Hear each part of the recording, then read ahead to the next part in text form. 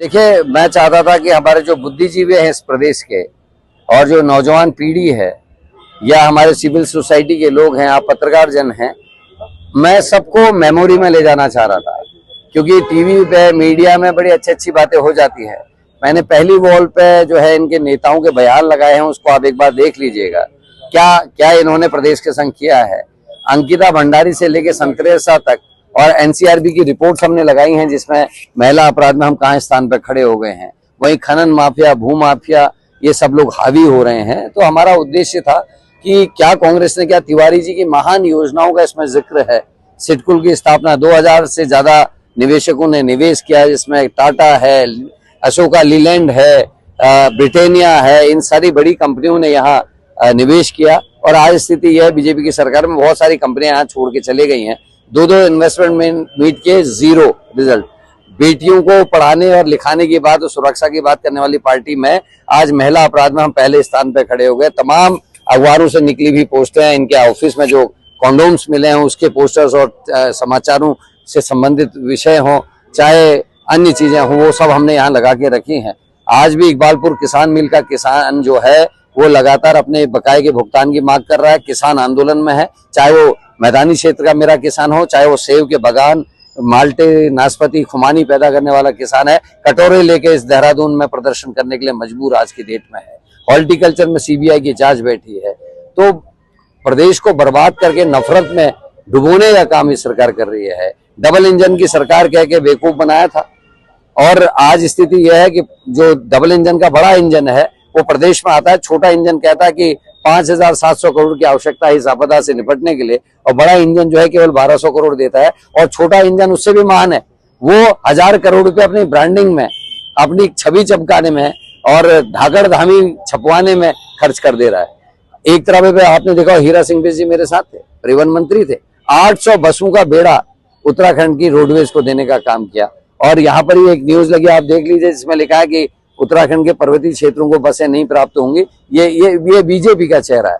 तो हम नौकरियां दे रहे थे, सिडकुल इत्यादि की स्थापना कर रहे थे, जॉब्स बढ़ा रहे थे। इनके टाइम में दो भर्ती घोटाले हो गए 22 और 25 में, और मुख्य आरोपी बीजेपी के मुख्य जो इनके लोग हैं वो हैं।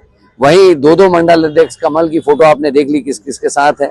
उसी के साथ सल्ट का जो मंडल अध्यक्ष है, एक 12 साल की बच्ची के मोलस्ट करने के आरोप में, एक 14 साल की बच्ची के मोलस्ट करने के आरोप में, सैनी साहब संतरेसा में 14 साल की बच्ची का बलात्कार और हत्या के आरोप में मुख्य आरोपी हैं। तो ये कुल मिलाकर एक अपराधियों की और अपराधियों को संरक्षण देने वाली पार्टी रही है। 15 साल का इनका शासन रहा, केवल 8 मुख्यमंत्री देने की इनकी उपलब्धि है। वहीं 10 साल के शासनकाल में कांग्रेस ने 3 मुख्यमंत्री दिए, जिसमें आदरणीय नरेंद्र तिवारी जी, जिन्होंने बहुत बेहतरीन काम किया। उसके बाद विजय बहुगुणा और हरीश रावत जी। पलायन रोकने की बात बीजेपी बराबर करती है, लेकिन कुछ नहीं किया। हरीश रावत की सरकार ने कुछ उल्लेखनीय काम किए। मेरा गांव मेरी सड़क वो लेकर आए, जिससे गांव का उत्पादन शहरों तक आ सके और घर की आमदनी बढ़े।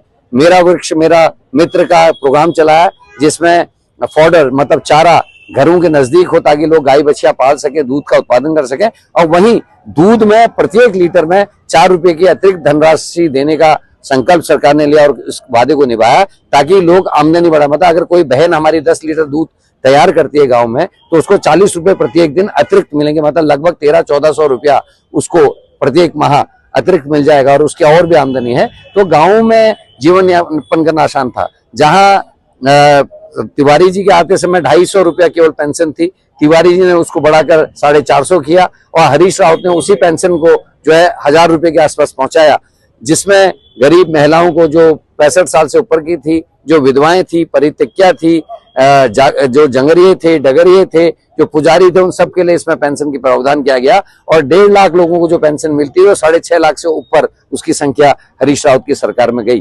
केदारनाथ त्रयोदशी में जिस तेजी से केदारनाथ को दोबारा से रिस्टैब्लिश किया, डेवलप किया, उसकी तारीफ बीजेपी की पूर्व मुख्यमंत्री उमा भारती और कांग्रेस का लगातार विरोध करने वाले रामदेव जी ने भी उसकी तारीफ की थी। वहीं आज हालात ये है, थराली में बादल फटा, नौगांव में बादल फटा, बड़कोट में बादल फटा, भराली में बादल फटा।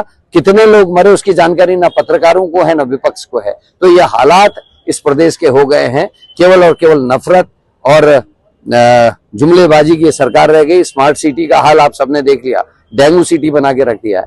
तो हमने जो आंदोलन किए थे, आंदोलनकारियों ने जिन्होंने अपनी जानें दी, शहीदों ने जिस राज्य की कल्पना की थी, वो हम उससे अभी बहुत दूर है, बल्कि जहां थे उससे भी दूर चले गए हैं। हम आज के दिन इस प्रदर्शनी के माध्यम से आपको पुरानी मेमोरीज पे ले जाना चाहते हैं। जो आप लोगों के साथियों ने छापा, जो आप लोगों ने दिखाया, उसको हमने यहाँ प्रदर्शन करने की कोशिश की है।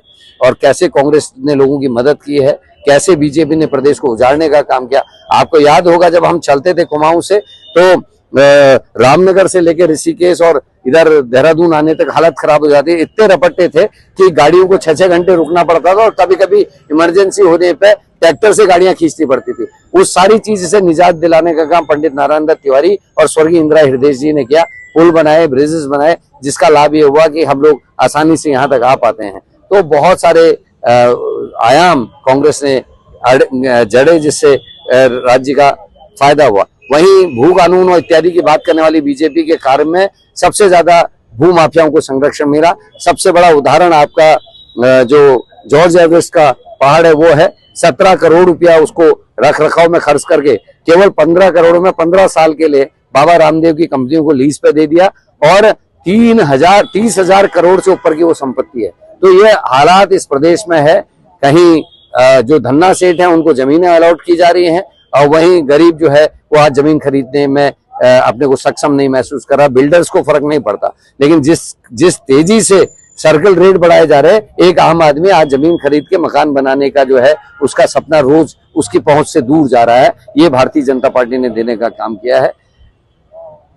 1000 करोड़ रुपया जरूर खर्च हुआ है ब्रांडिंग में, लेकिन आम आदमी को कुछ भी प्राप्त नहीं हुआ। यही मैं कहना चाहता हूँ। इस प्रदर्शनी का उद्देश्य भी इन सब चीजों को एक्सपोज करना है।